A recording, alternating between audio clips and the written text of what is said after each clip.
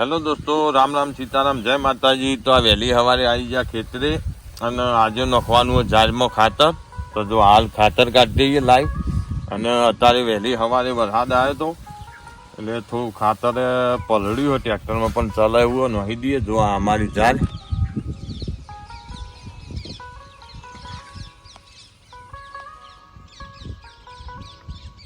વરસાદના કારણે આછી થઈ જઈએ। તો જો વહેલી સવારે આવી ગયા ખેતરે તો આજે નાખવાનું ખાતર। જો ખાતર લાવીએ, જો કે આ ઘાસ એમાં ખાતર નાખવાનું વરસાદના કારણે બધું આખું ઘાસ ભૂરું થઈ ગયું એટલે માટે આજ થોડી યુરિયા ખાતર લાવ્યા છીએ તે નાખી દઈએ। અને એક બાજુ નેપિયર ઘાસ કટિંગ થાય વહેલી સવારે। જો આજ તો જો કે સવારે થોડા છોટા આવ્યા હતા પણ વાતાવરણ બહુ મસ્ત। આ અમારી બાજરી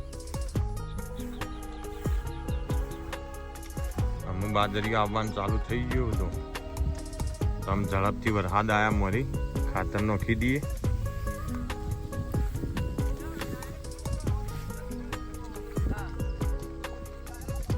ખાતર નાખી દીધું ને અમે ચાર વાટવાની પણ જો વરસાદ ચાલુ થઈ ગયો પાછો। અમે રોજ સવારે ખેતરમાં આવવાનું, રોજ વરસાદ આવે, એક દાડો બંધ થતો નહીં અને પબ્લિક એવી હેરાન થઈ જઈએ જબરજસ્ત વરસાદથી કંટાળીએ। કારણ કે અમે તો પગ ફૂટી ગયા બેનામાં રખડી। કારણ 2-3 મહિનાથી સતત વરસાદ ચાલુ હોય એટલે બધા પગે નેચાથી ઓગળીઓ કોવાઈ જાય। તો જો તારે હને લેવી બેનાની તો અમે તો જો કે ભૂઠ્ઠો વાઢીએ અત્યારે નેપિયર ઘાસ। એક જ દાડો વરસાદ રહેતો નહીં, શું કરવા?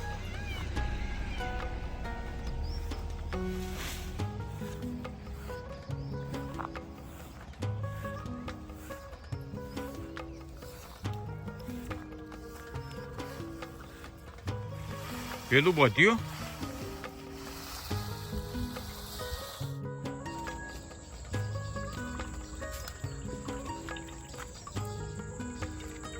બે કાશો લ્યો કમ્પ્લીટ એમાં આખી નાખી નીકળી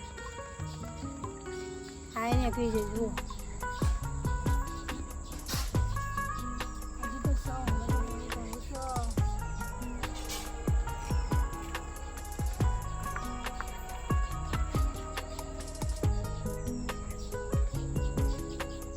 થઈ પોચમ અને અત્યારે અમે 5:30-6 વાગ્યા ખેતરે આવ્યા। અમે ગોગા મહારાજનો નિવેદ કરવાનો પોચમનો અમારા વાડીએ। તો ઝડપથી નિવેદ કરી દઈએ અને પછી ભેંસો દોવાની। તો જો આ અમારો ચરવા જતો ગયડી અમે ચરીને આવ્યો, પાણી પીવું એટલે આપણે દોહી કાઢીએ અને પછી નિવેદ કરવાનો।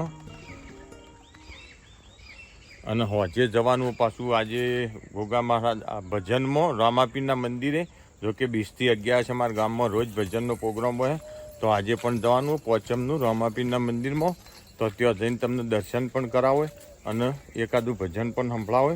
તો હળો ઝડપથી આપણે ગોગા મહારાજનો નિવેદ કરી અને પછી ભેંસો દોઈ ઘેર જઈએ।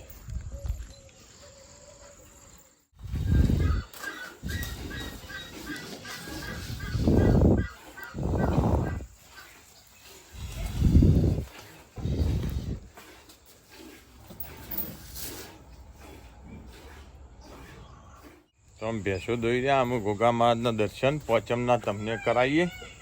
લાડો જાય સંતો આદમી જો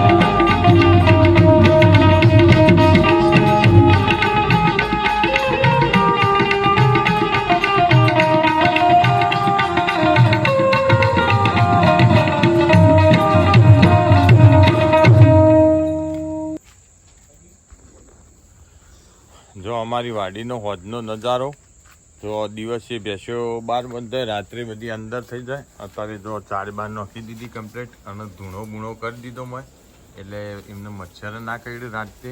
અને 4 બાર નાખી દીધી અને અમે જવાનું છે આપણો ઘેર ડેરી દૂધ આપવા. જો અમારા બધા ટાઈગર ઉપર જ રહી, ધાબા ઉપર, બોરની ઓયડી ઉપર, કારણ કે એ ચોખ્ખું ખોળ એટલે ઉપર જ રહી.